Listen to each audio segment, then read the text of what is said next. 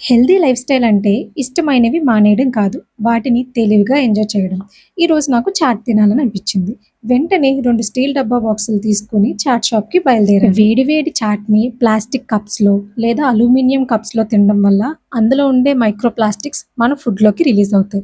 Long రన్‌లో మన హెల్త్‌ని చాలా విధాలుగా ఎఫెక్ట్ చేస్తాయి. ఫస్ట్ థింగ్ క్యాన్సర్ రావచ్చు, హార్మోన్స్ డిస్టర్బ్ అవ్వచ్చు, లేదు అంటే మన మెటబాలిజం ఎఫెక్ట్ అవ్వచ్చు. ఇలా చాలా హెల్త్ ఎఫెక్ట్స్ అయితే వస్తాయి. యాస్ ఎ డైటీషియన్‌గా నేను ప్లాస్టిక్ బదులుగా స్టీల్‌ని యూజ్ చేస్తాను. ఎప్పుడైతే నేను ఇలా స్టీల్ డబ్బాని తీసుకెళ్ళానో చాట్ షాప్‌కి, ఆ అంకుల్‌కి నా ఐడియా నచ్చి ఇంకొంచెం ఎక్స్‌ట్రా చాట్ వేశారు.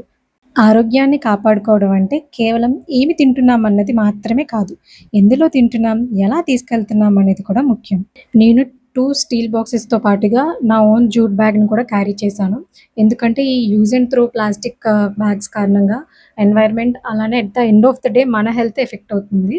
ఒక స్టీల్ బాక్స్, ఒక జ్యూట్ బ్యాగ్. ఇవి చాలా చిన్న మార్పుల్లా అనిపించినా, మన ఆరోగ్యానికి, మన ప్రకృతికి చాలా పెద్ద హెల్ప్ అయితే చేస్తాయి. అందుకే నెక్స్ట్ టైమ్ మీరు కూడా బయట ఫుడ్ తినడానికి వెళ్ళినప్పుడు, మీ ఓన్ బాక్స్ అండ్ అలానే ఓన్ జ్యూట్ బ్యాగ్ తీసుకెళ్ళడానికి ట్రై చేయండి. ఓకేనా? బాయ్.